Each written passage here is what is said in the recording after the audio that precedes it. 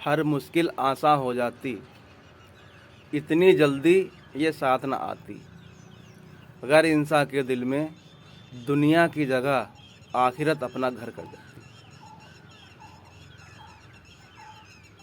ہم بات کر رہے تھے کہ ابلیس کیسے قوموں کو گمراہ کرتا ہے، اور اگر وہ کسی قوم کو گمراہ نہ کرے تو پھر اس کا کام ہی کیا رہ جاتا ہے؟ دنیا کے اندر ابلیس کا کام ہی کیا رہ جاتا ہے اگر وہ کسی قوم کو گمراہ نہ کرے؟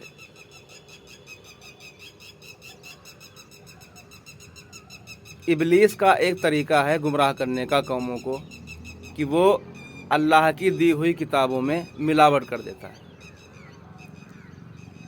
اور اس امت کے لیے اللہ نے کہہ دیا ہے کہ جو کتاب میں نے دی ہے اس کے اندر کوئی بھی ذرہ برابر بھی ملاوٹ نہیں کر سکتا۔ تو پھر ابلیس اس قوم کو گمراہ کیسے کرے گا؟ اور اگر اس قوم کو یوں ہی چھوڑ دیتا ہے تو پھر ابلیس کا دنیا کے اندر کام ہی کیا رہ جاتا ہے؟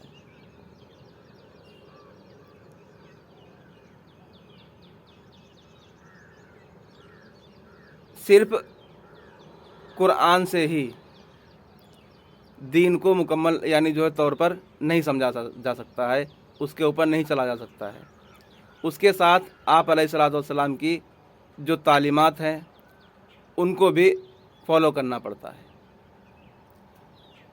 مانا کہ قرآن کے اندر ابلیس اپنا دخل نہیں کر سکتا ہے، اس کے اندر کوئی ملاوٹ نہیں کر سکتا ہے، لیکن اس کے علاوہ اور بھی تو کتابیں ہیں، ان میں تو وہ مداخلت کر سکتا ہے۔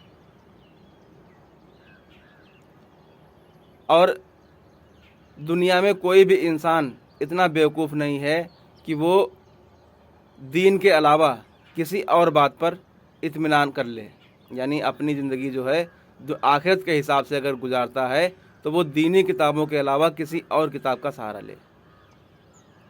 ابلیس کا پورا زور رہتا ہے کہ وہ اللہ نے جو کتابیں دی ہیں اس میں دخل اندازی کرے، لیکن قرآن کو جب اللہ نے کہہ دیا کہ اس میں کوئی بھی ملاوٹ نہیں کر سکتا ہے، اس میں کوئی رد و بدل نہیں کر سکتا ہے، تو ابلیس خام خواہ ہی اس کے اندر اپنی ماتھا پیسی نہیں کرے گا، کیونکہ وہ جانتا ہے کہ جب اللہ نے کہہ دیا تو وہ کام نہیں ہونا ہے۔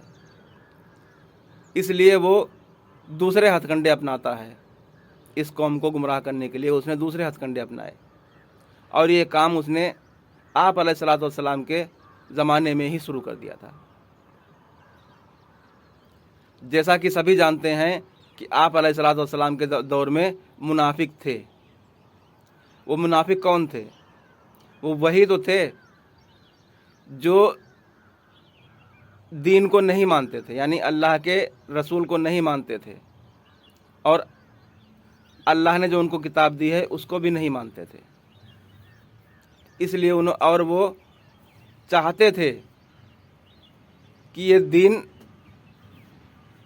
مکمل طور پر اگر دنیا میں قائم ہو گیا تو لوگ اس کے پیچھے چلیں گے۔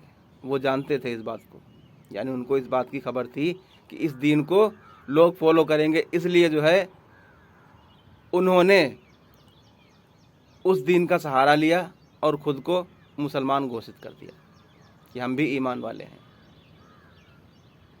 اور وہ اس کام کو انجام دینے لگے جو ابلیس چاہتا تھا، کہ ابلیس نے جو طے کر رکھا ہے کہ کسی بھی قوم کو گمراہ کرنا ہے تو وہ اس کام کو انجام دینے لگے۔ اس کو ہم کھل کر بات کریں گے اگلی ویڈیو میں۔